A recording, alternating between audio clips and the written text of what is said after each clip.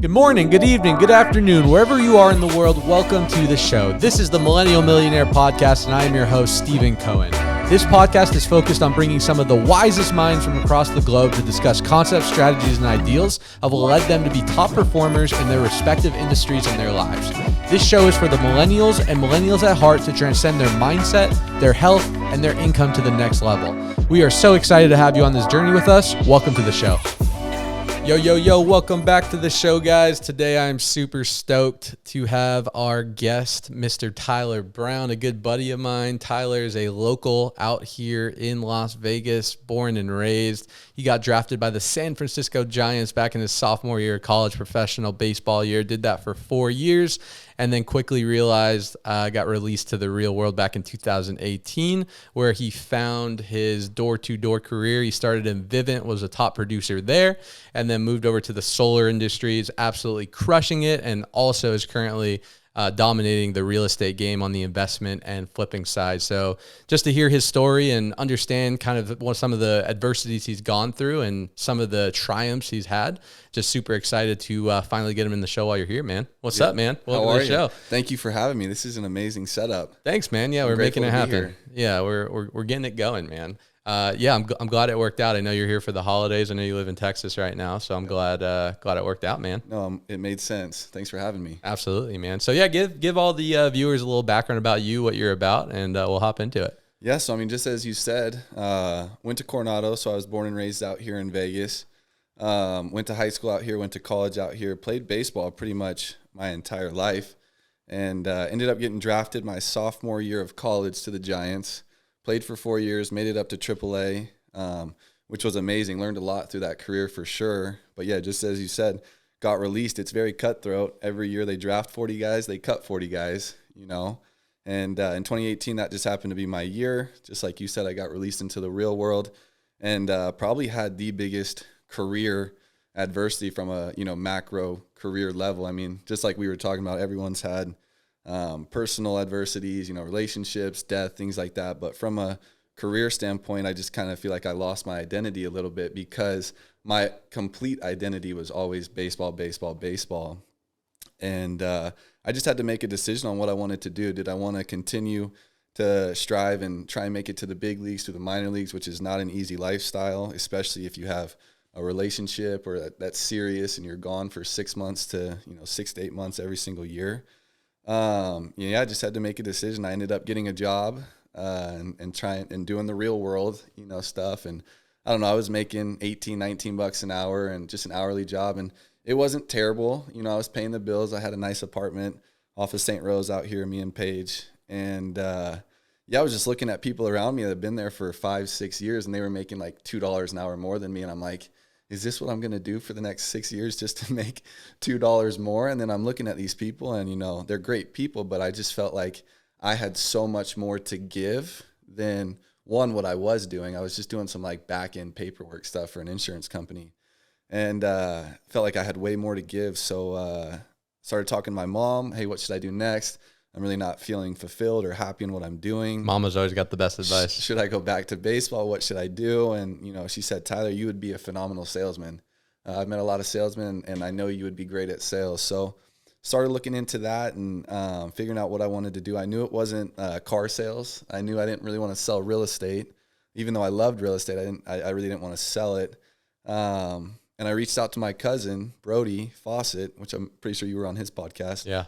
But reached out to him. I knew he was super successful, and I didn't know what it was. I didn't know what Vivint was. I didn't know it was knocking doors. I didn't know it was alarms.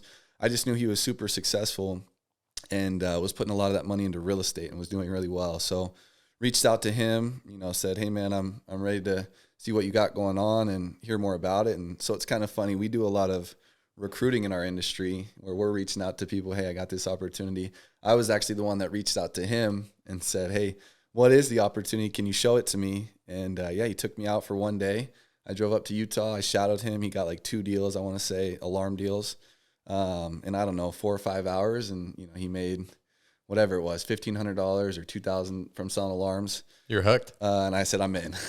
What's the next step? So, I got onboarded. I did that. And that's kind of how my door-to-door Vivint career started. And I've been there ever since. That's awesome, man.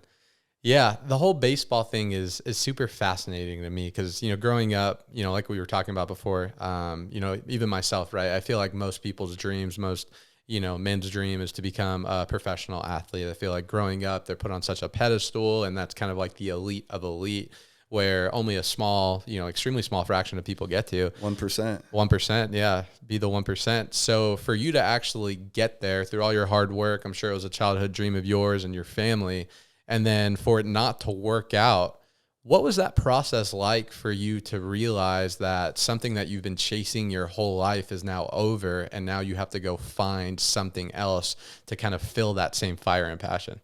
It was hard. Like I said, I mean, it was kind of an identity crisis for sure.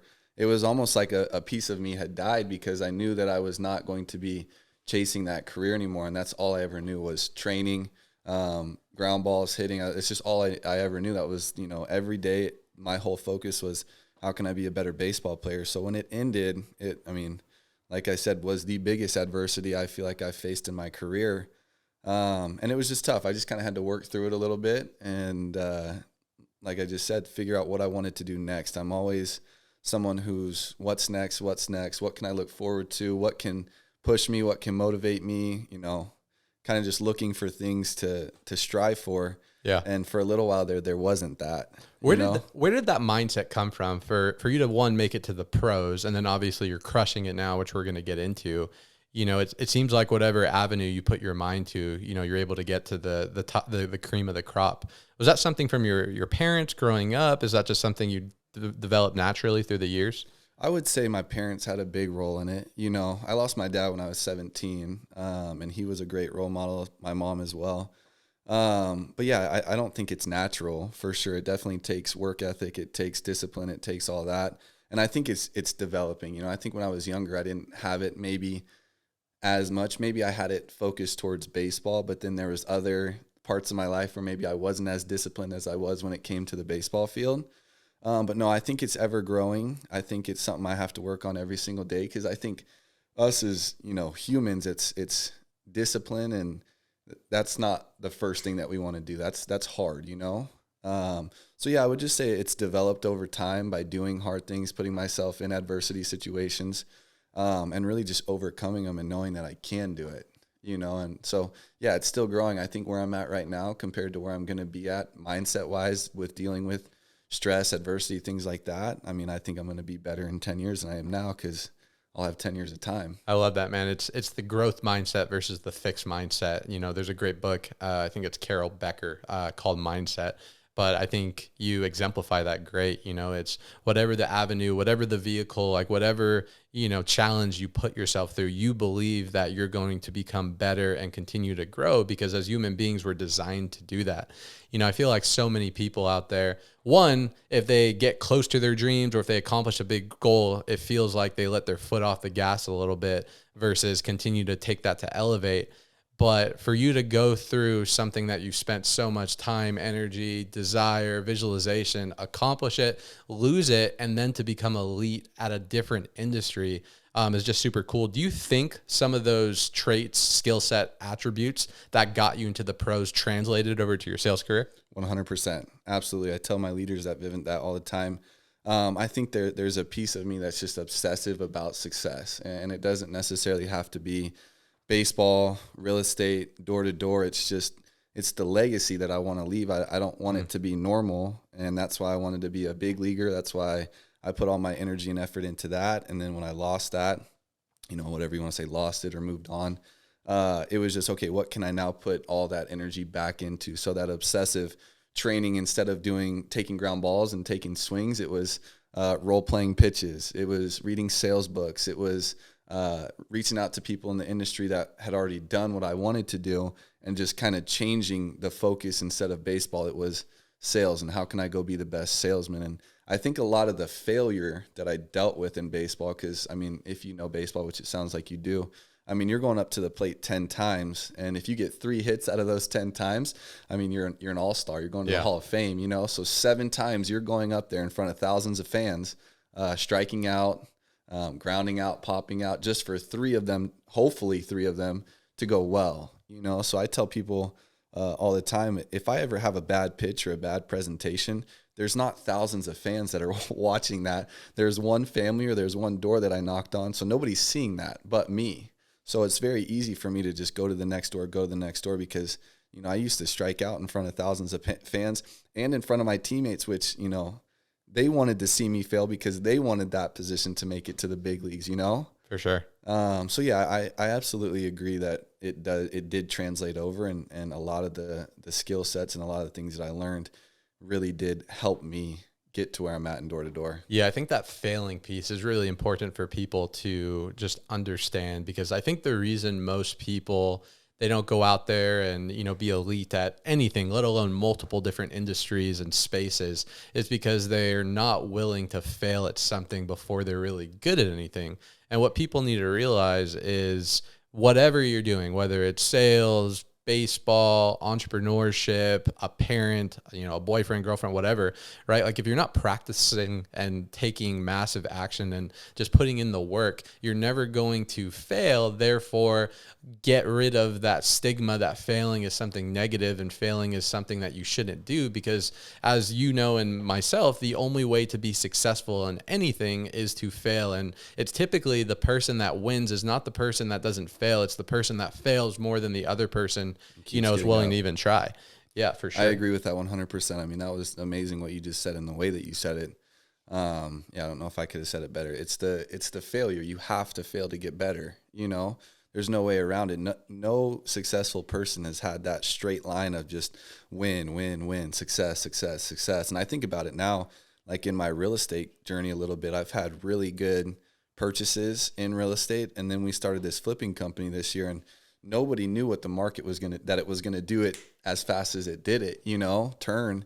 So we're learning a lot through that right now. And some people are like, are you scared? Are you this? And I'm not scared, because even if I don't earn the profits that I thought I was going to earn, I learned so much through this time. And this is like the first, you know, real recession, housing market recession that we've dealt with in our young 28 years of life.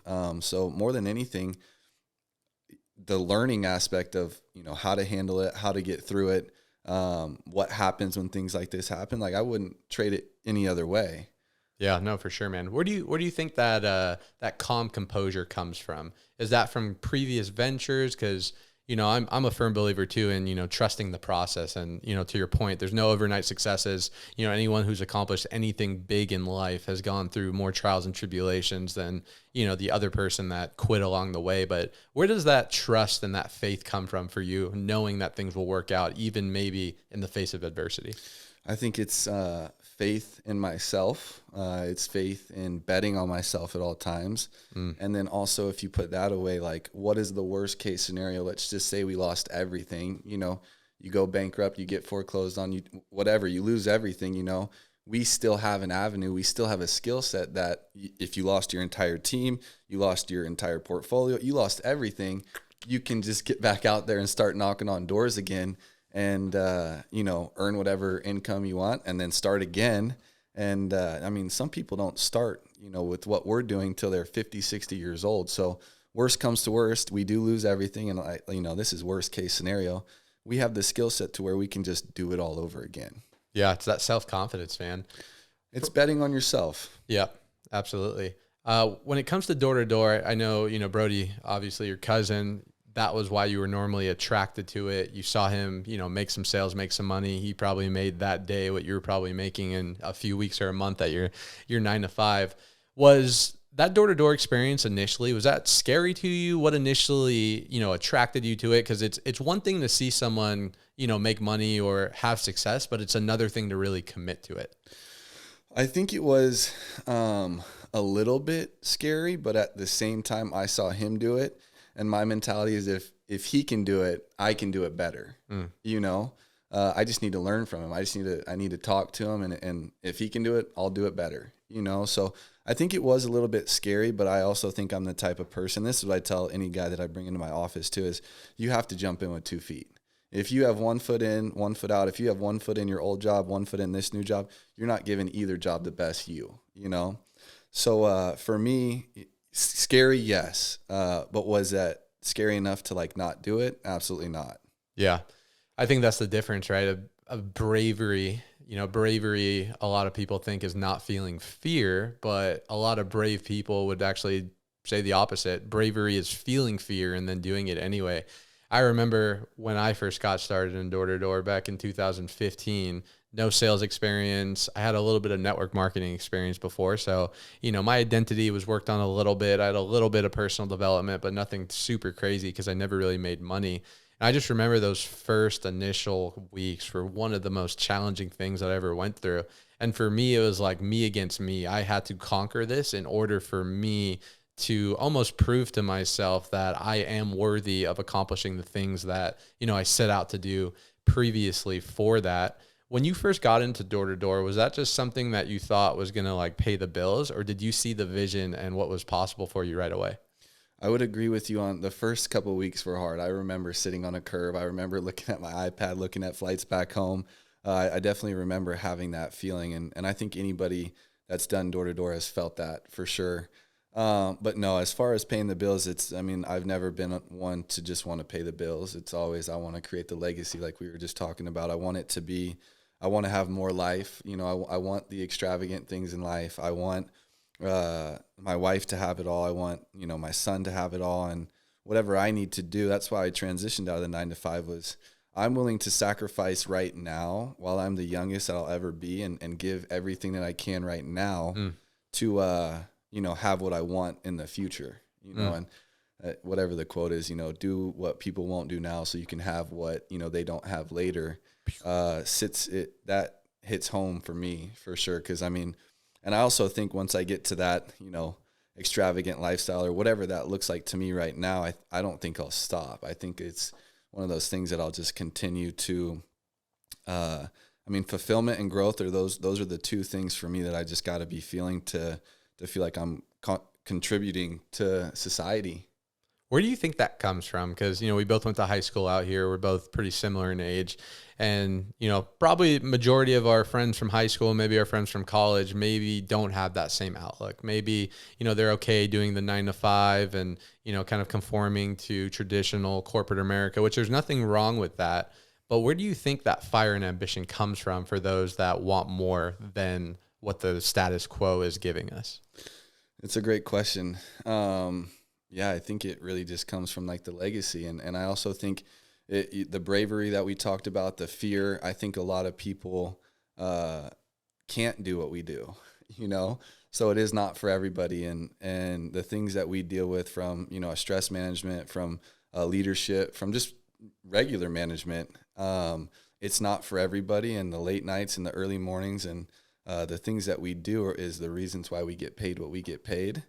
But for me, I've always wanted that from the time I was young. It was professional baseball player, wanted the fame, wanted people to look at my legacy and, Hall of Famer, all that, lots of, wealth. And so once I left baseball, it was just, continue. What can I do next?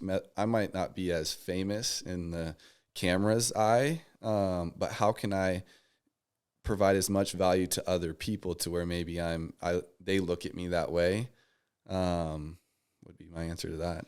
Did you, Tyler, did you grow up in an affluent family, or was like Brody your main kind of like perspective when it came to success? Brody. My dad was he was an accountant for Hilton Hotels, a very secure job, made really good money. He was the breadwinner.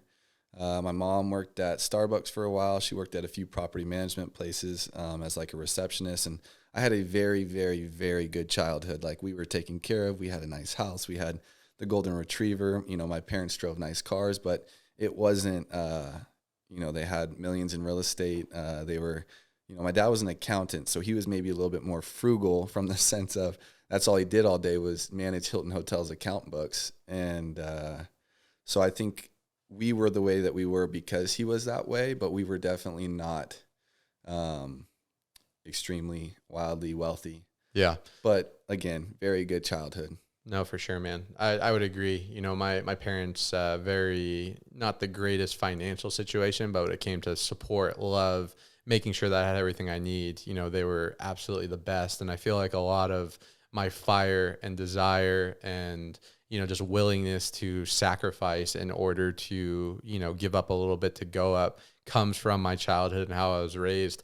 For me, I didn't really have a good example. Like I had a wealthy uncle in New York, but I think it's important for people to realize, if you're fortunate enough to have someone, in your family or in your circle who is winning at a high level, the easiest thing to do is just model them and pick their brain. But regardless of whether or not you need or that you have those people, the fortunate thing is we live in the 21st century now.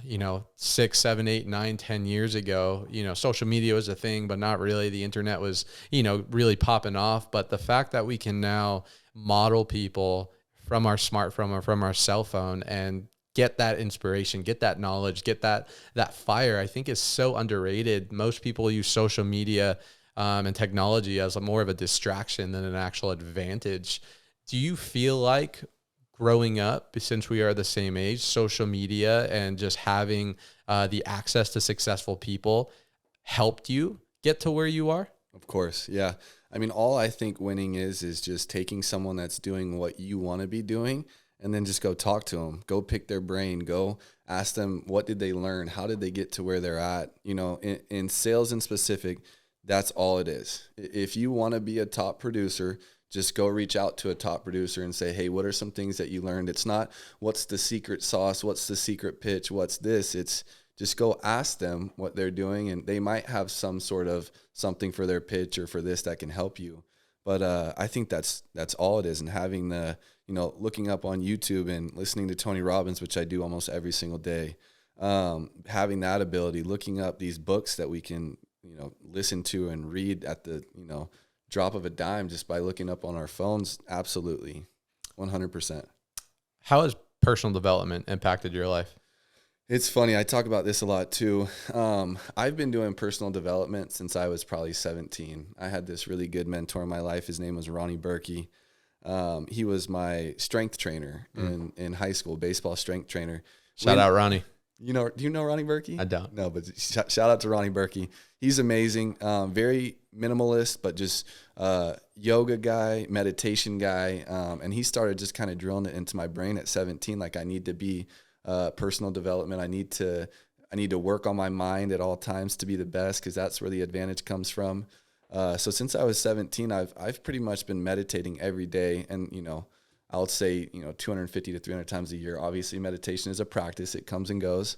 But since I was 17 years old, and now it's just a part of my life. I can't imagine it without it. And it's the same thing for reading. I'm a very big reader as well. I know you are as well. You're very good to just quote some of these books, and which is amazing. But yeah, all that stuff. I remember when I got into Vivint, Brody taught me, the top 10. I had never done a top 10 ever in my entire life before. And I got into Vivint, and I was kind of looking around the room. I was coming from professional baseball, playing in front of, being around a lot of wealthy athletes, chains, diamonds, all that stuff, cars.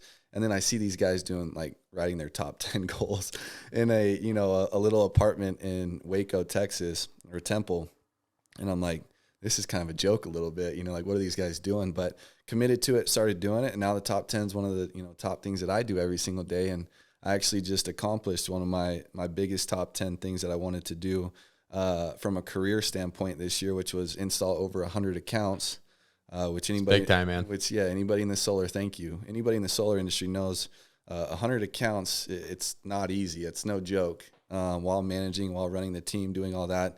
Actually, I just had 106 going today. So, hit it, surpassed it. And it's just cool to just kind of check it off, and there's business, there's personal, there's financial, there's all that stuff. But I mean, I would say personal development is on the top of my list of, if someone say, hey, Tyler, why are you so successful? Or why have you, gained this much success since you've been doing it?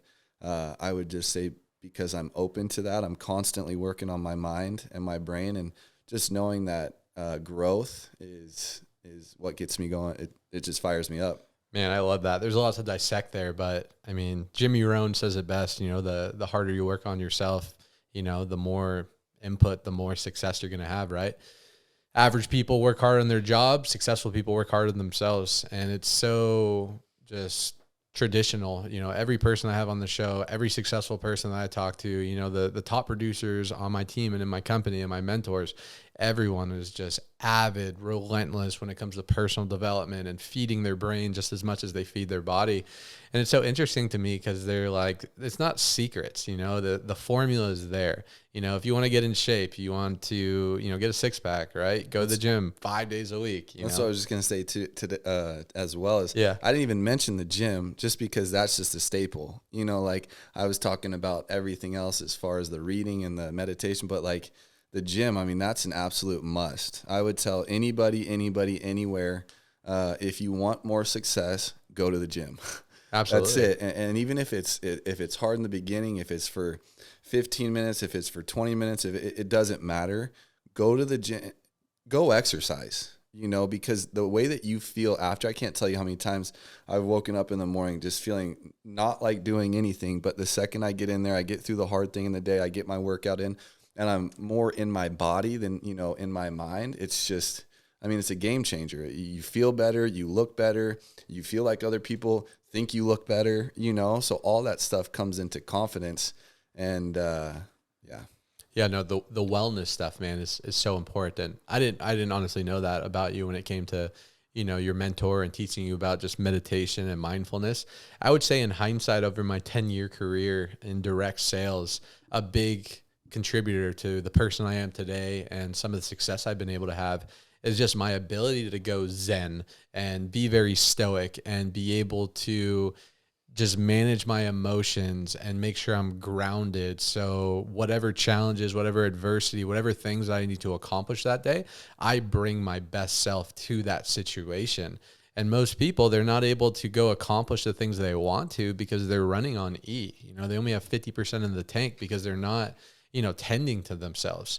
How big is self-care in terms of like your ritual and, meditation and mindfulness that equates to hitting these massive goals, like 100 installs, flipping X amount of houses, et cetera? Yeah. I think looking inward is what a lot of people lack, and it's just what you said. I think a lot of people look outward to, what's going on to me. This is happening to me, instead of like looking in and of how can I be the best self today? How can I bring as much value to others instead of how much value can others bring to me, and I think that's really the mindset shift that I've had in the last, even, 2 years. I would say there's a lot of times where I've been, what can this guy do for me? And then I'll maybe give him a little bit back, or I'll, like, what can he do for me? And then I'll give him my attention. Right.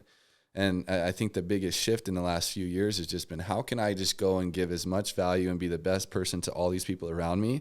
Because naturally they will want to reciprocate that exact same feeling. A lot of people don't necessarily care what you say. I know you've heard this one too. They care about how you make them feel, and if you can make someone feel special, good, heard, whatever that is, they're going to want to do the same back. So, I know, kind of jumping back to the question was the ritual and, how important is that to me, and maybe how much does that help the success? And 100%. If I don't do it, if I'm not waking up, hitting the gym, hitting the sauna, reading, meditating, I know the cold plunge thing, I know you got one of them here. Game changer. I've been doing that quite a bit. The gym I go to in Austin has one.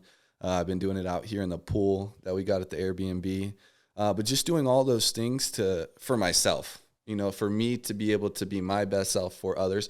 If I don't do those things, then, I'm doing a disservice to my wife. I'm doing a disservice to my team, my son, all that stuff. And if it takes an hour, if it takes 2, whatever it takes, I need to do those things. And Paige understands. She gives me, the time, hey, go do those things, because I always come back better, in a better mindset, a better state. I'm telling myself a better story, all that stuff. So yeah, it's critical in hitting those milestones. Yeah, man, it's the non-negotiables.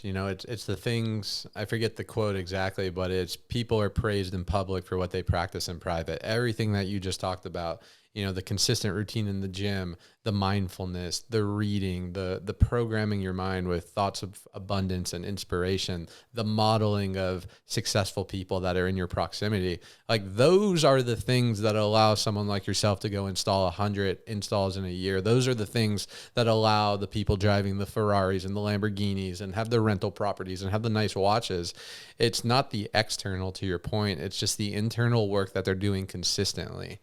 Now, how long did it take you to build those habits? Because I think a lot of people listening intrinsically know what they need to do to be successful, right? Whether it's in our industry, which is door-to-door direct sales solar, or whatever industry they in, I think there's a set science, a formula. If you do X, Y, and Z, you'll be successful. Yet they don't have the discipline, the habits aren't built strong enough yet, or they just don't have the straight desire in order to do those things. How do you feel like you cultivate the desire in order to execute the things that they know they should be doing, but yet they're not doing? Yep. I think it comes back to self-discipline and self-motivation.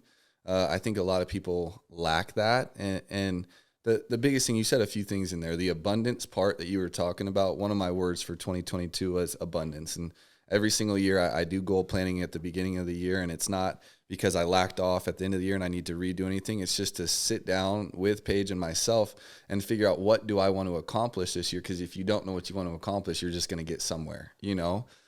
So abundance is so critical from a mindset standpoint, where I feel like most people have a scarcity mindset. I feel humans' natural tendencies are scarcity mindset, right? So it is something that has to be worked on every single day, because if we don't, naturally we start to fall back into the scarcity mindset, right? So, you know, as far as the self-discipline and the self-motivation goes, I think it goes back to the routine and stuff of, you know, waking up and really just figuring out what you want, and are you willing to go do it?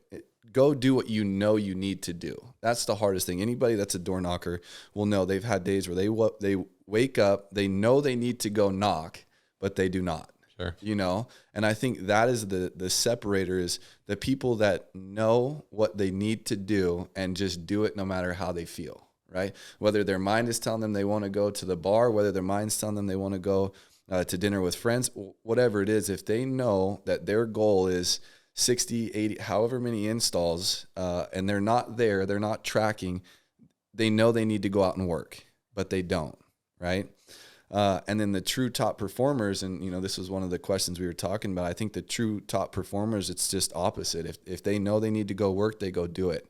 One of my biggest words that I've been thinking about for 2023 is going to be discipline. You know, abundance was 2022, discipline is going to be 2023, because I mean, I want to buckle down harder than I've ever buckled down ever in 2023, and just see how disciplined I can be for as long as I can be. Because I think those two things, discipline and consistency, are what separate people.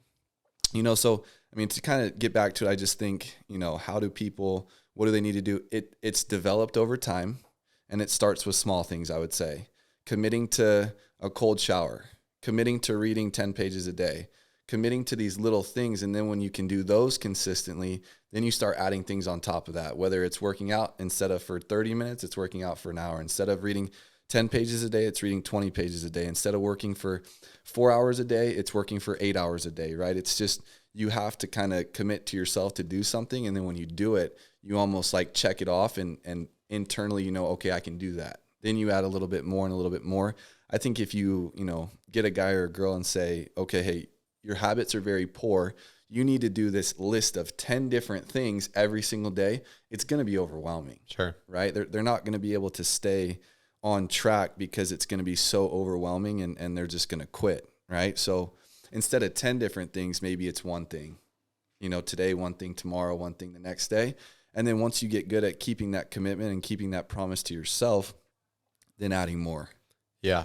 Keeping that promise to yourself, man. I feel like out of all the things that I've learned over the last 2 or 3 years, I would say the most impactful thing, habit, ritual that I've been able to cultivate, not always, but I do my best, is when I say something, I do it. You know, Ed Milet would call that how you build self-confidence. The 4 Agreements talks about being impeccable with your word. Yeah. You know, it's spun so many different ways, but I think the issue with most people when it comes to building these winning habits, because it's not rocket science. You know, you can Google how to become a millionaire on Google, and there'll be 10 to 15 steps on how you actually do it. But to actually be consistent with those habits and those rituals and those values are the challenging part. But the way you do that, to your point, is you go out and you say you're going to do something. a small goal, a small victory, a small win, and then you accomplish that. And then you get 1% more confident. Your self-esteem goes up a little bit. Your self-image starts to, change a little bit. And then over time, that compound effect, that consistency will start to build. And then over a year, 2 years, 5-year period, you look back at your life and it's completely different. But most people aren't willing to take that first step, that first change, get uncomfortable doing that number one thing. And that's unfortunately why they have no big change in their life. And I think when you become that person, you become a person that does hard things. And I think that's what it takes to be successful is you have to do the hard things. You want to say you have to do the nitty gritty work. You have to do, I tell people all the time, if somebody told me they'd give me $1 to clean a toilet, I'd go clean 1 million toilets,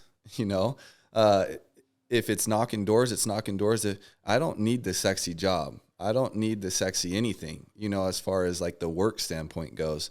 I'm willing to do the hard stuff that other people aren't willing to do because that's just who I am. I've always been that guy. And not always, I say it's grown and developed.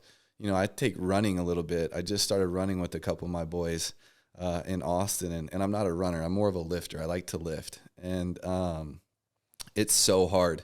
I mean, the first day we ran like 4.5 miles and I couldn't even walk the next day. Yeah. And I think about how much of like a rookie I was in that. And then we went and did it again on Saturday. So it was like 2 or 3 days later. And then we ran 6 miles that day. And I was thinking like, wow, how much better I felt even on the second day than the first day. I mean, think about people who are just coming into this industry and they're, their first weekend, second weekend, their second week, they feel better than their first week. But then you take guys like us that have been in it, 8 years, 4 years. All we have to do is just sit and stay consistent. If I run for the next year, I'm going to be a better runner at the end of 2023 than I was this month, And that's like, I love that. I love the pushing myself. I love the growth of if I commit to something, if I do, it doesn't matter what, it could be chess, learning that, it could be, body, it doesn't matter. If I put my mind to it, I can accomplish it. Yeah, bro, because it's that self-confidence, it's that self-trust, it's that identity that you've created with yourself. You're someone that believes when you set your mind to something, you accomplish it, because up until this point, your track record reflects that. Most people, their track record doesn't reflect them being committed or consistent. They quit when things get challenging. Maybe they tried to do this network marketing company, or they tried door to door for a little bit, or they wanted to go move to this new state to take this new job, but they were scared because X, Y, and Z was going to happen. How do you think fear plays into people not achieving their potential? And how do you think the people that overcome that are able to manage those emotions better than the people that don't? Yeah, I think fear is a funny word, just because sometimes I get, scared or nervous, or I feel fear even talking in front of people sometimes. And I've been doing it for, you talk in front of people all the time. I'm sure you feel some of those feelings, or did feel some of those feelings when you were first starting out. Butterflies are still there. Exactly. And I get the same way. There was, even doing this podcast, I was not fearful of it, but there was multiple times where it was like, I could just go hang out with my son and my wife and say, hey, Steven, maybe next time, but I also told you, lock it in at 3. So if I told you I'm going to be somewhere, I need to be there, So, I think fear, everyone deals with it.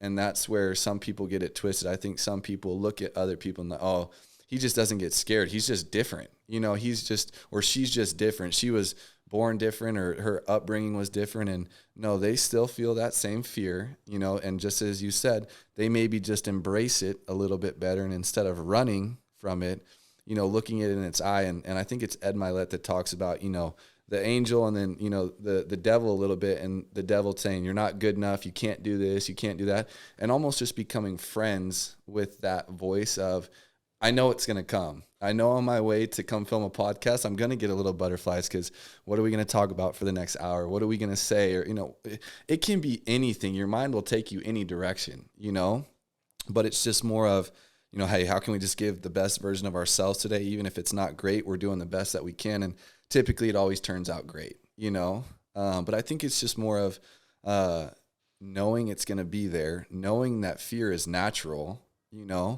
and maybe just trying to not be as scared of it, just understanding it will be there. But yeah, at the same time, there's, fear will scare a lot of people out of accomplishing their dreams. And that's just a fact. Absolutely, man. Let's talk about door to door a little bit. I think door to door is one of the most underrated, valuable industries, vehicles, platforms that you can talk about. Why do you think most people, one, don't do door to door direct sales? And two, why do you think there's this negative connotation to door to door?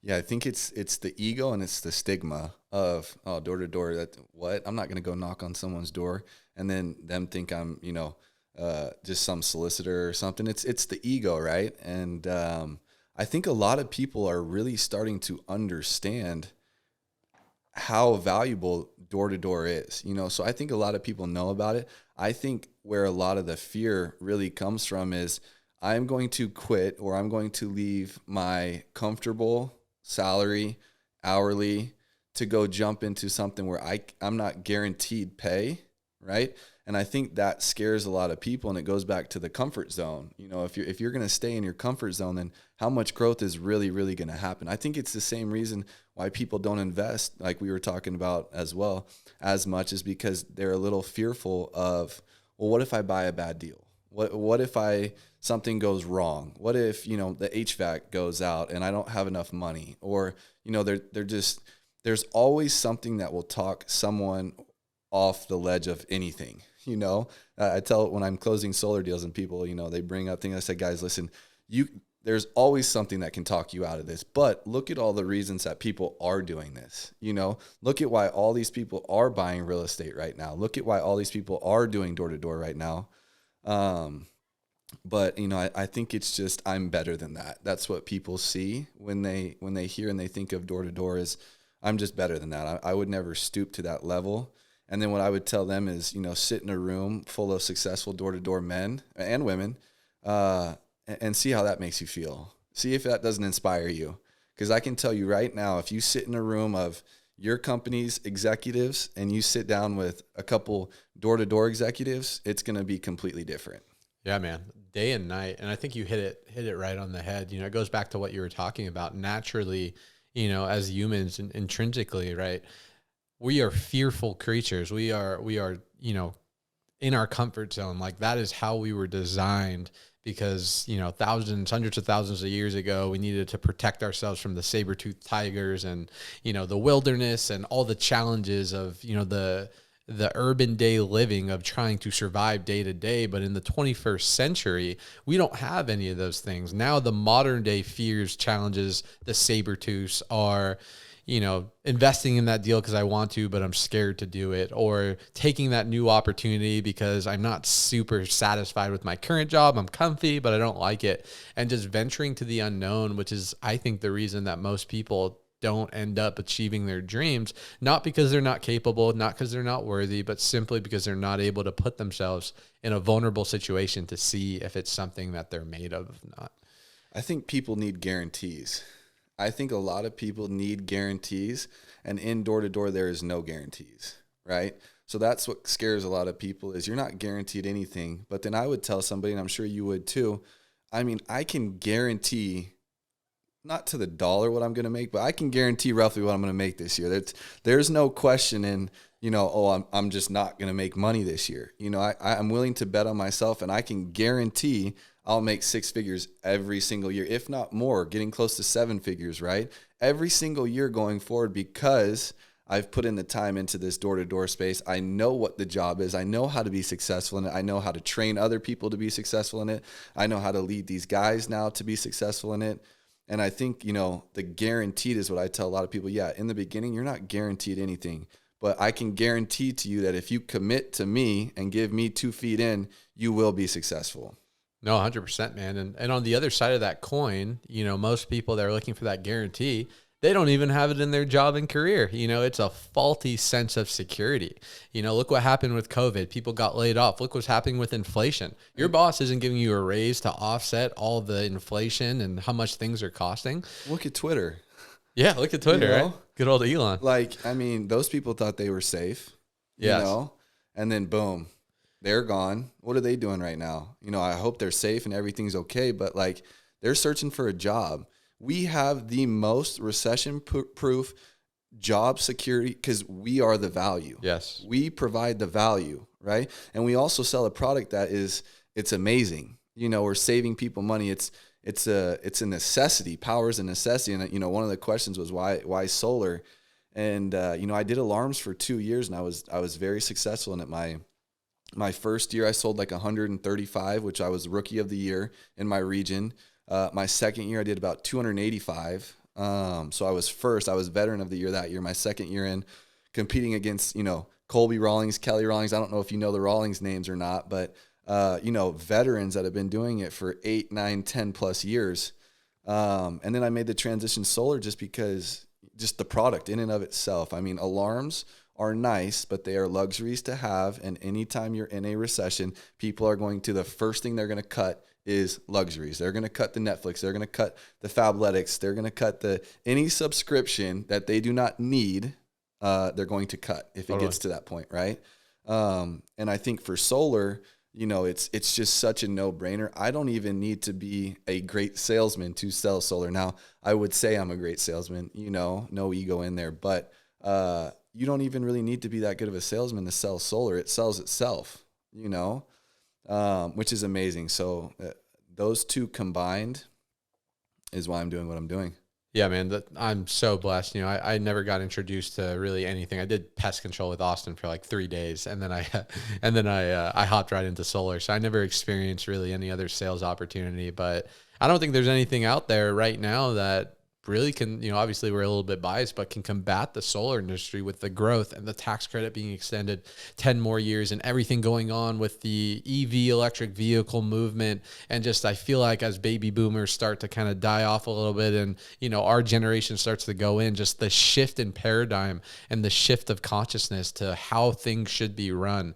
And if there's a way to generate energy, which is a $1.3 trillion sector, without hurting the environment, that's better for everyone, why aren't more people switching to it? And I think solar is just the best opportunity right now for anyone who, doesn't matter what your past is, doesn't matter where you come from or what degree you have, or if you're a college dropout like myself, it doesn't matter what your past shows. It's all about what are you willing to do right now. And there's not many careers, door-to-door, direct sales, really any type of performance-based industry. There's not many opportunities where you can come in coachable, hungry, and just willing to work your face off and go make a doctor's salary, a lawyer's salary, go make a CEO's salary, where you're able to work for yourself, be surrounded with ambitious, good, motivated, driven people, and save the earth and save people money. It's a pretty amazing opportunity. And it just feels so good having the skill set that we do, just knowing that it really does not ever matter what happens at this point now, because I can go sell mops door to door. I can go sell financial services door to door. I can go sell a vacuum door to door. It doesn't matter. Whatever the market needs at the time, I have the skill set to sell it, So personally, that brings me so much comfort. We kind of go back to like the faith and the betting on yourself. And that brings me so much comfort that I will always be able to support my family, support myself, support, friends around me. Like I will always be able to do that because of the skill set that we have, aside from the product that we have, aside from the money that we earn, just that feeling of comfort that you get from learning a skill set like sales. And then secondly, leadership, I think they go hand in hand. But yeah, having that skill set has brought me a lot of comfort. Yeah, it's funny. I remember a couple of years into my door-to-door career, a couple of people were joking. They're like, man, you could drop me off anywhere in the country, off a plane with an iPad and a backpack, and I can go out there and produce and make money. And it is a very empowering feeling to have a skill set where you're not reliant on anyone else other than your own ability, your own grit and work ethic to go out there and produce. Now, solar is amazing. Door-to-door is amazing, right? Like it's an amazing industry. My question is, with how amazing it is and all the support and all the upside and all the benefit of being good at this, why do you believe there's such a high attrition where so many people come into this industry fired up, I'm going to change my life, I'm going to do X, Y, and Z, and typically a year or two later, they're no longer in that industry? I would say the learning curve. I would say in the beginning, the learning curve, and then secondly, them not committing to themselves long enough. It's the old, picture of the guy, hammering for the gold, and he gets right there, and then he leaves and walks back, and then the next guy comes in, hits it twice, and he's got the gold. I think we're in a time where people want success like that overnight, and they think that you're an overnight success. They think Jay-Z's an overnight success. They think I'm an overnight success. And that's not the case at all. I mean, your earnings this year compared to your earnings year number one are night and day different. And it didn't happen in 1 year, 2 years. It happened over 8 years, right? And I think if you can just settle in, commit to yourself, bet on yourself, that's really where the true wealth and success comes from. And I just don't think people are really willing to do that. I don't think they're willing, or at least for long enough. I think if they do it, I've, seen some people with my own eyes that do it for 2 months, and they're like, well, Tyler, I'm not selling as much as you are. And I'm like, I've been doing this for 4 years. It didn't happen like that. You're doing better than I was when I was there. So you kind of have to put that perspective into it. But I think it just comes down to a lack of discipline and a lack of time. People just want it right now, and that's just not the way that it works. Yeah, no, I agree, man. I think they come in with the wrong expectation. I'm fortunate. Before I got into solar, I did network marketing for 3 years. I made basically no money. I think I made $15,000 in 3 years, doing it almost full time. But what I was learning was discipline, communication, perspective, entrepreneurship, learning about the law of attraction, like all these intangible skills that when I came into door to door, I applied those, and things, happen really, really quick. But one of the things that I'm super grateful for that I learned was looking at this as a business and not as just something that I'm going to come in and sell a little bit and make money. I think when people join a new opportunity, they don't come in with the right perspective. And the issue is when you don't come in with the right perspective, typically you don't take the right action. And when challenges occur, you don't have the right paradigm in order to handle that because you don't understand what you have in front of you. And as we know, when you take things, things are taken for granted, you're not able to maximize what you have in front. So for me, it was really understanding like, this is a business. And just like if I would invest $1 million, in a McDonald's, I realize I'm not going to get an ROI for 2, 3, 4, 5 years. I need to learn how to process the meals and order the McPatties and learn all the nuances of the business. But eventually, once I get good at running it, there's going to be an ROI. But because direct sales are really anything that you get for free out of this life, there's no barrier of entry. People don't take it as seriously as they could, and therefore they treat it like a hobby, so they get paid like a hobby. Yeah, I love that, the McPatties. That baby. Was a good one. I think a lot of people, they look at it as like a summer fling. They come in, and someone is recruiting them. Oh, dude, you can go make $100,000 in 4 months. Come and do it. And that's the expectation that they have, just like you said, right? As opposed to, hey, come out here, you're going to learn a skill set, and I'm telling you, you're not going to want to do you're not going to want to do anything else ever again, and I think if you come into it with a career mindset, and I think that's why you see some guys who maybe are a little bit older, 26, 27, 28, or even older, that might have a family, they come in and they're fully committed because they've had a career previously. They've worked at a car dealership for 4 or 5 years, and they know what the career lifestyle is. That's why I feel like sometimes those guys do maybe a little bit better, is because they have the mindset of, if I'm doing this, this is my career. And a lot of people think that a career in door-to-door is not sexy. So they just think of it as, well, I'm just going to go earn a couple $100,000 in the next couple summers while I'm going to school. And then I'll find my real job, and then that does happen sometimes. But then sometimes these guys, they do it for a few years, drop out of college, and that's their career. And I would tell anybody, definitely hit me up on Instagram, tbreezy33. I would say Vivint and any solar, career or job, that skill set is better than any other diploma. That skill set is better than a 4-year degree anywhere. I call it Vivint University. Yeah, no, I mean, I think there's studies, or at least I think there are, that 2 years of door-to-door is equivalent to, a master's in communication because of all the skills you learn. Resilience, hard work, keeping enthusiasm door-to-door, learning how to influence and change a stranger's state that had no intention of doing, business with you, let alone talking to you for 15, 20 minutes. And I think the thing with communication that people don't realize is, and sales especially, is regardless if you're in the profession of sales, you have to learn how to be a good salesperson in life, because anything you do, whether you're a father, you're going to sell your child on why they should, be Eat good. healthier. Yeah. Eat healthier, go to bed on time. Right. If you're trying to start a business or a nonprofit, or, even just a 9-to-5 job, and you want to have a better quality of work life and people to like you need to learn how to win friends and influence people. Yes. It's just the name of the game. So the fact that we're in the skill set of sales, I think is just, cherry on top. That I love. The sales skill set's amazing. I think if you dive in just a little bit more, it's having transactional conversations.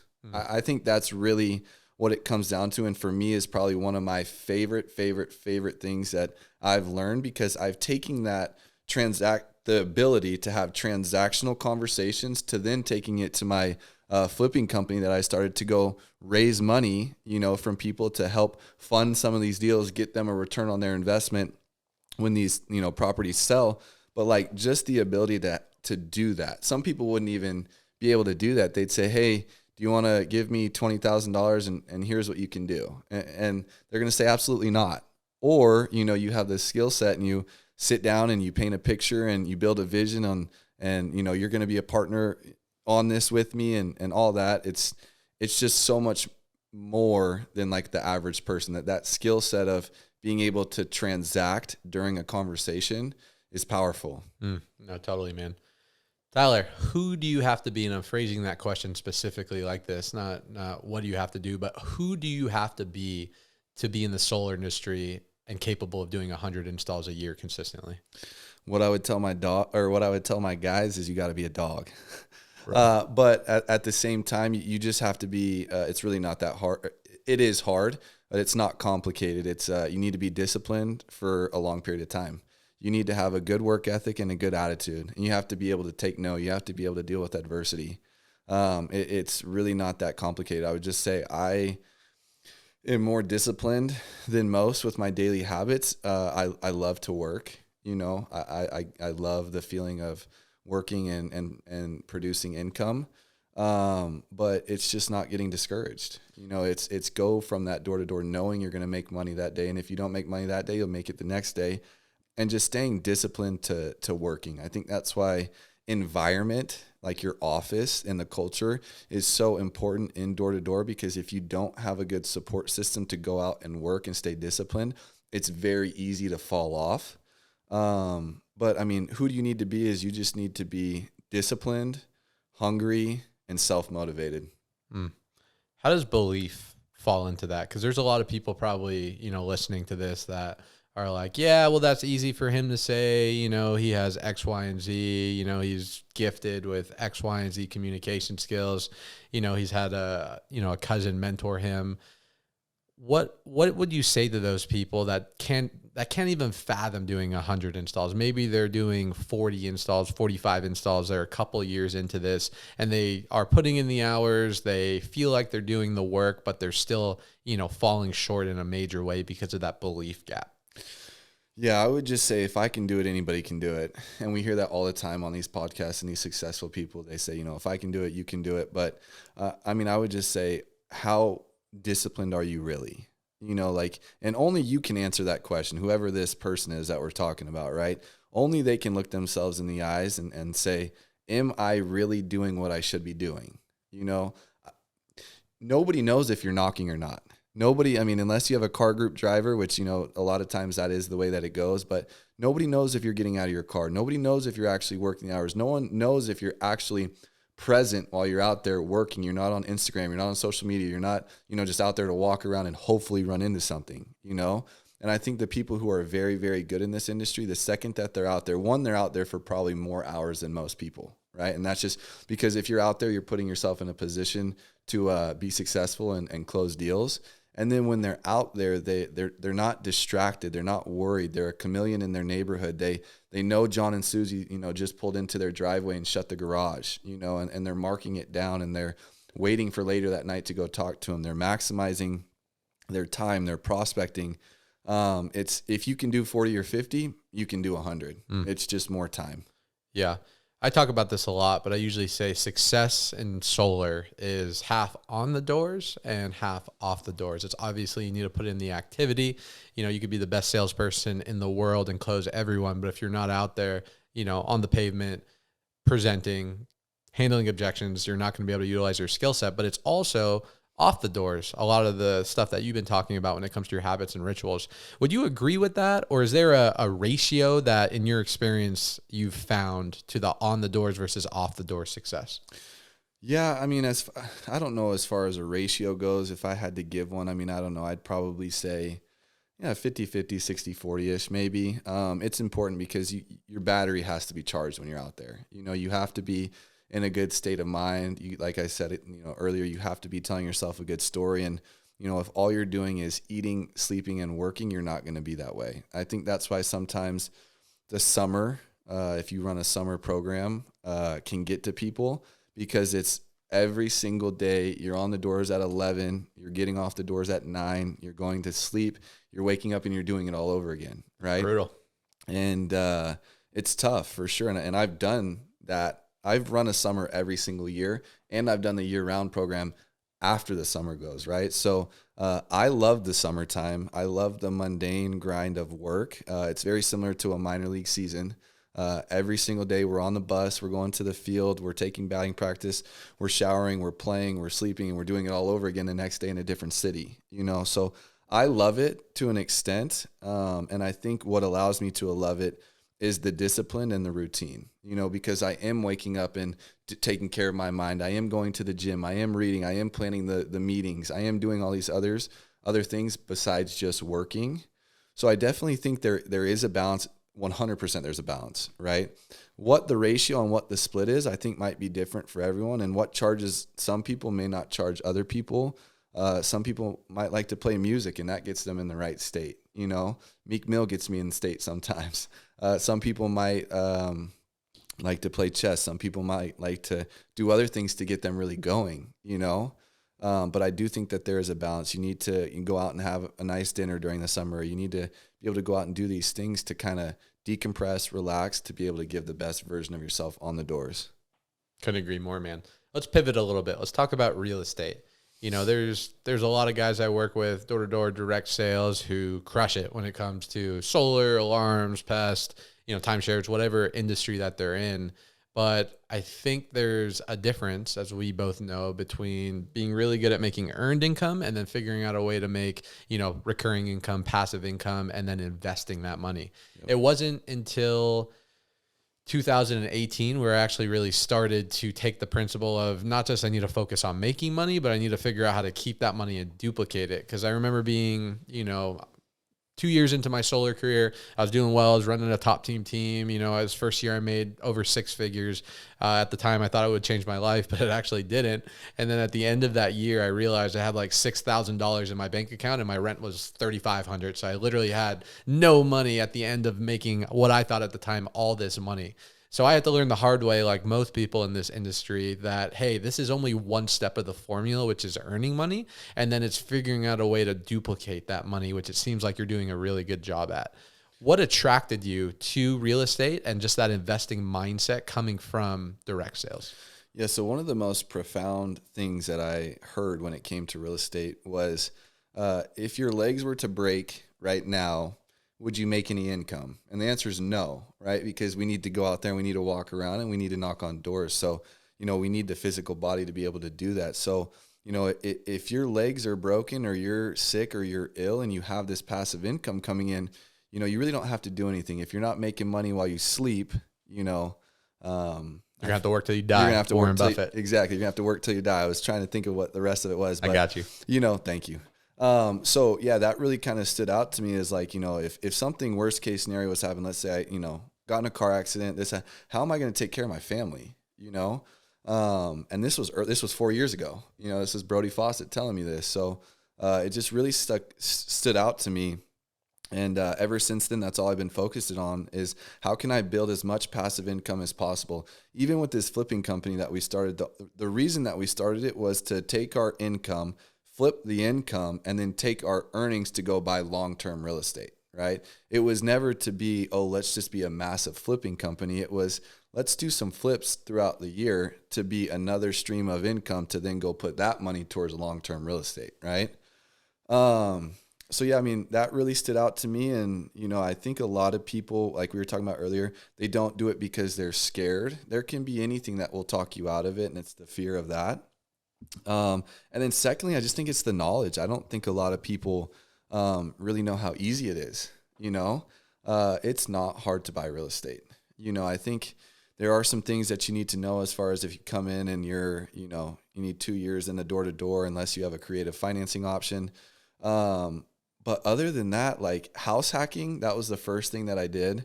It's so easy. I mean, I was under the impression that if I needed to buy a house, I needed $100,000 in my bank account. I needed even more in case anything was to break and all of this stuff. Right. And, I bought a house in San Antonio, the first house after my first summer. I had some creative financing options, but, I think we put down like $13,000 or $14,000. It was a $180,000 house. We had to pay off a little bit of the person who co-signed with us, his debt, to get the ratio right. So it was a little bit more than that. But, I mean, that house, we just cashed out, refied on that house. The payment stayed the same because we had some mortgage insurance on it because we put such a low, we put like 3.5% down. So payment stayed the same. We cashed out like 40 or 50,000. That helped us buy another property that we moved into in Austin. So it's just really crazy how easy it is. And I also think teaching yourself knowledge, all that stuff, but it's also, you're never going to know it all. You're going to know 60%, you're going to know 70%. And then once you do it, you're going to learn, and learning is just as important as earning. Yeah. What's the real estate quote? It says, don't wait to buy real estate and wait. Yep. And, I wish I started buying before. I have 3 properties right now. In Las Vegas, all single family. I'm invested in a multifamily syndicate in the Midwest. I have a property in Ecuador that me and my girlfriend bought with her family. But yeah, I'm really itching to get a new one, man. I feel like for me, the real estate investing side has almost fueled my solar side even more. Because as you know, doing direct sales for so long, you have to almost create new things to energize you, right? That new car, that new house, right? That doesn't really, maybe a new house, but that new car, that new watch, right? That stuff doesn't really excite me anymore. Yeah, it's cool. I get my dopamine hit for a little bit, but what really excites me is, okay, I need to go crush it in solar this quarter, this year, right? Do whatever I can to increase my earned income, because I know that earned income will produce X amount of passive cash flow or get me into this property that could potentially appreciate to, a certain, net worth, which will get me closer to my ultimate goal, which is freedom. And for some reason, this is what I try and teach my team. But a lot of people, until they get that first house, to your point, they don't understand, one, how easy it is, and two, how fun it can be. And you can allow it to leverage that to increase your production in what you're doing, currently. I think it really compounds too. I think once you get your first one and you realize how easy it is, and how really big it could be, it does compound pretty quickly. But I would agree with you. I mean, it definitely fuels me to go earn more money so that I can go and buy more real estate. With everything that's going on in the market right now, everyone's saying, stack your cash. So, because it's going to be one of the best times to buy here in the next 12 months. People are going to be getting foreclosed on. There's going to be a lot of action, in my mind, for investors in the real estate market in the next 12 months, which is exciting. And it's also cool because our industry and our job, there is no cap. So if there ever was to be a situation where your back was against the wall, your cash was running out, whatever it was, that you can go and earn whatever you want that next month, that next week, that next day, right? It's amazing for me because, the house that I bought in Austin, I bought it from a guy named Carlos that flipped it. And, he owns a flipping company as well. And, he's a nurse. And his properties weren't selling, so he had to get foreclosed on, which is tough. And it's just tough to know that, you're capped at whatever your salary is. And, you have the next 6 months of interest payments. And if it doesn't sell, you're going to have to give it up. For us, it's just we can go earn what we want. We can go, if we know we have X amount in payments, whether it's a mortgage, whether it's interest, doesn't matter, and go double that, go triple that, go quadruple that by putting in the time and the effort. Yeah. What advice would you give to the second year, rep or sales consultant or whatever industry these individuals are in? They've been doing this 2 years. They have a little bit of money saved up. What advice would you give them to get into maybe more on the investing side than, just real estate in general? Yeah. House hack all day long. That would be my number one piece of advice to anybody is buy your own house, stop paying rent. I know a few other people have different strategies where they buy maybe cheaper homes and they still rent or whatever their strategy is. But my tip of advice would be buy a house below your means, which means if you can afford a $400,000 house, you buy a $200,000 house. You don't need to maximize your debt to income, house number one. You don't need to have this crazy payment, house number one. Like I said, the first house we bought, I think was $170,000 or $180,000. We could have bought a really nice house. But we didn't, and it wasn't this white picket fence. It was in a middle to even lower class neighborhood, but that's where people rent. They're not renting mega mansions. If you go buy a $700,000 house, the opportunity for you to rent that is probably lower because people who live in $700,000 neighborhoods own their homes. Sure. They're typically not renting, right? So I would say that's going to be super important. And then in the beginning, you can have your, boys or your friends or whatever living in the house with you, paying off 50, 60, 70% of your mortgage while your equity is going up. And, let's just say you buy a $200,000 house out here, wherever you're at, your payments, $1,400, $1,500, whatever it is. And it's a 3-bedroom, 2-bath, and you rent out the 2 other bedrooms to your boys for, $500 each, right? There goes a third or more of your mortgage. And now you're paying $500, $600 or whatever the difference is in that to own instead of that $3,500 rent that's in the penthouse on the strip or whatever it is, and there's just so much. You have an asset. You then have a little bit more leverage.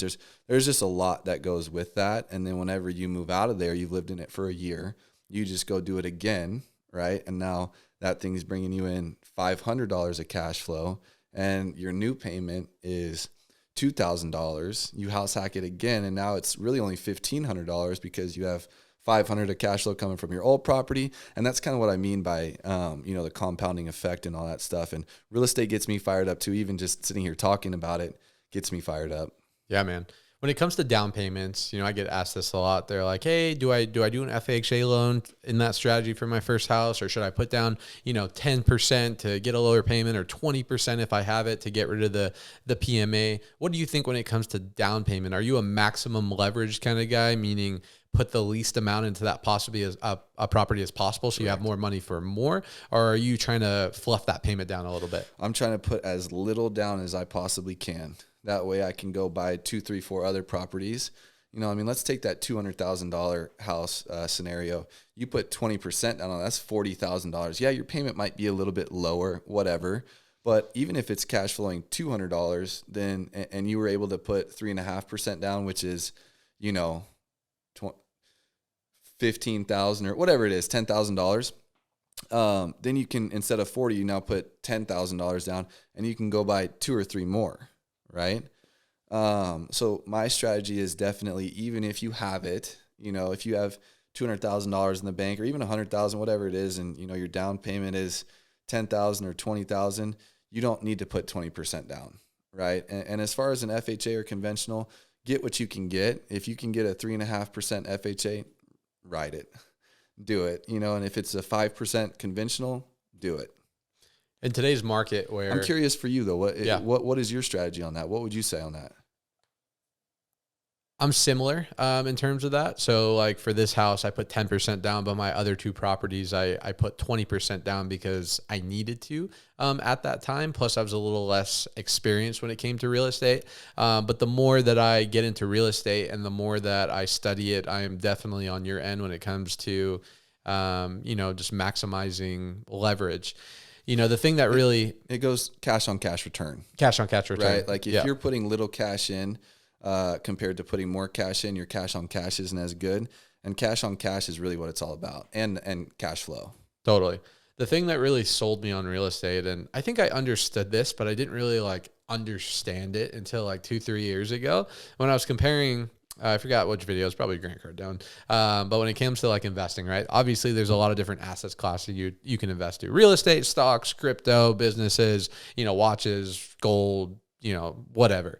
The cool thing about real estate, though, that really sold me on using this as like my primary, freedom investment asset class, was if you go buy $100,000 worth of Amazon, you get $100,000 worth of Amazon stock, right? If it goes up, it appreciates, great. If it goes down, not so great, but that's all you get.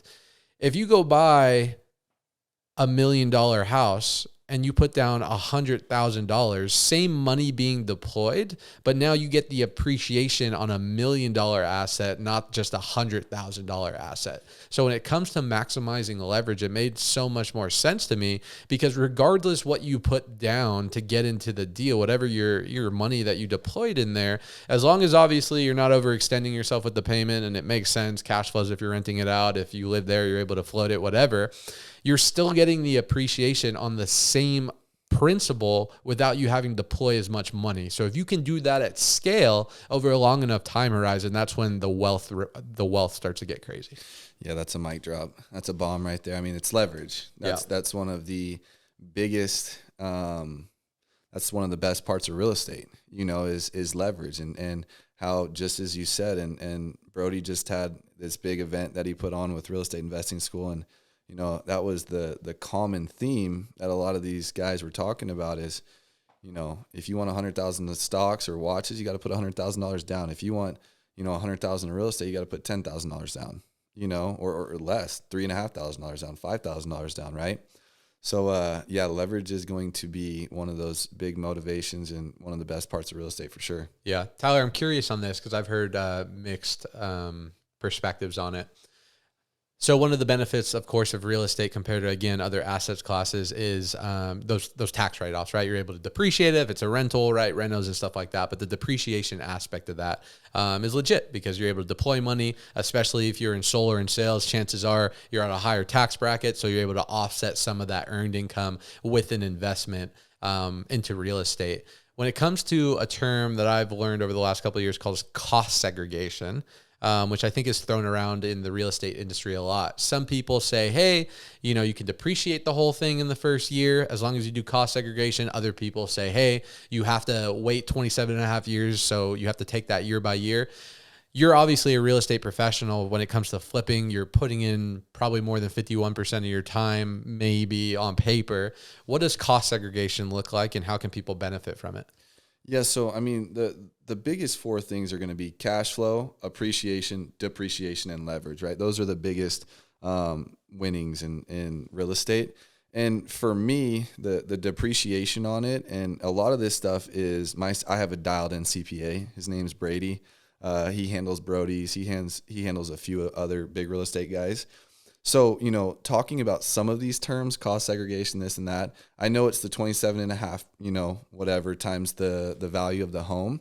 And I would say if that's what I can do, that's what I'm going to do this year, 100%. If I can do it all in 1 year, because I'm going to keep buying real estate every single year. So sure. If I can just claim all of it this year, which, I mean, I bought a $900,000 or $850,000 house this year in Austin that I'm living in currently and renting out the back unit. But I mean, if that's going to save me $50,000 or $40,000 in taxes this year, I'm going to do that 100%. Yeah. I actually did something pretty cool as well. I rolled into one of my real estate deals closing costs, some taxes that I owed from the previous year. They cut me a check on it. I cut the check to the IRS, and then someone else is paying off that debt because my house is cash flowing. Right. Legit. So that was kind of a cool little, yeah. Yeah. No, real estate is, it's something that, continues to fascinate me and excites me. And, I don't know if this statistic is real or not. There's another statistic that said, 80% of statistics are all not real, yes. But, something like 90% of millionaires come from real estate or something like that. But it makes so much sense because at scale, with leverage and appreciation over a long enough time horizon, that house will always go up in value. So at that point, it's obviously making sure you get into a good deal so you're not overextending yourself. It's cash flowing. But It's all about how fast can you scale, how many properties can you get, and then just holding on to them long enough because you're in a good position and it's cash flowing, so there's no need to ever get rid of it unless you're trying to upgrade to another property, to really allow that appreciation to create that wealth that people are looking for. Well, and I think like the definition of a millionaire is having $1 million in assets, right? So, I mean, if you just buy 2 houses that are worth $500,000, you're a millionaire. You know, it's not having $1 million in equity. It's not having $1 million in anything else. It's just having $1 million in assets. So if you had 10 Rolexes that were, you know, worth $100,000 each, then you're a millionaire, you know? And just like we were talking about the leverage, I think it's so easy to become a real estate millionaire because it's, you know, 3 houses at, you know, $350,000, or it's 4 houses at $250,000. And it's really just not that hard, you know? Yeah. In today's climate, with, you know, interest rates not being the highest they've been, but the highest they've been in a really long time, and, you know, house prices still being up there, what would you say for investors? I know you kind of, you know, hinted to the next 6 to 12 months, there'll be a lot of opportunities based on your experience. Is now the time just to stack as much as possible and either wait for interest rates to give or housing prices to give? Or some other people would say, hey, you know, as long as you can, there's still good deals out there, even with the high interest rates, as long as you can make it work. Where do you stand between that line? Well, we're starting to see house prices drop right now, either way. Yep. Right. So I think buyers have a little bit more, ability right now. They have a little bit more say in what they want, which is good. And I know this from being on the flip side of it, being a seller in this market right now, having 2 homes on the market that we just recently flipped. Buyers definitely do have more leverage right now than they did 6 months, you know, ago, or 12 months ago. But I always think that there's, no matter what the, you know, interest rates are, there's always deals to be found. It's the abundance mindset, right? There's always going to be deals out there that you can either create yourself, right? Whether it's you find something that has this big living room and you put a wall in it, now it has 5 bedrooms instead of 4, whatever it is, you can always create deals, right? And I just think that this time coming up, any home has a number that would make it a good deal. It just might not be what the homeowner is willing to sell it for, right? This home right now could be a great deal at X, but you're not willing to get rid of it at that, right? Any home out there, I'll say that again, any home out there has a number that it could sell for that would make it a good deal. It's just, how do we get to that number? Yeah. You know? So got to use those negotiation skills that we were talking about. Yep. I think looking in different places, and everyone is looking too. Everyone's going to Zillow. Everyone's going to the MLS, and still there's deals on there, right? But going to, you know, some other places, whether it's the Facebook marketplace where people are selling their homes, whether it's knocking on their doors and saying, you know, hey, can I buy your home from you? You know, it's an elderly woman, you're trying to sell her solar, or man, oh, I'm just not going to be here much longer, I'm thinking about going into a home, whatever it is. Well, that's awesome. How long do you plan on being here for? Well, I'd love to make an offer on your home that was fair and you felt was competitive. And there's so many ways that you can, you know, find deals outside of MLS, Zillow. I think having a good network of realtors that are hustlers is one of the best things that you can do in real estate, because you're leveraging their time. You're not even out there on the MLS every single day for 3-4 hours a day trying to stick this, you know, does this house work, sticking this number into the calculator, all that. You're having these realtors that it is their job. They want to sell you houses and bring you good deals because that's how they get paid, you know? Totally. All about leverage. Tyler, you're a stud, bro. Where can the viewers find you? Yeah, Instagram, tbreezy33. That's where I spend a lot of my time. I'm actually, well, a lot of my time trying to create stuff and post stuff, but I'm trying to get a little bit more into the space as well and be better on it. I always can get better on social media and Instagram. I think this is a good step going into 2023, kind of firing it off. But yeah, find me there, shoot me a message, and we can get connected for sure. Love that, man. Last question for you, since we are, I believe it's the 28th right now. What advice, last nugget could you give to the viewers on how to have the best 2023 that they've ever had? Keep going. And then I would just say the 2 words that I think I am going to live by this year is just have discipline, insane discipline, and create as much value for others as possible. I think if you can do those 2 things, you will be very fruitful. You will have good relationships. You will have good friendships. People will value you. People will trust you.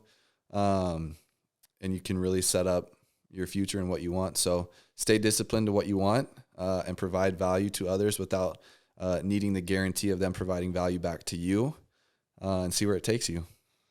Wise word, my friend. Guys, thank you so much. That concludes the last episode of 2022. We will see you in the new year on the next episode. Peace. Peace.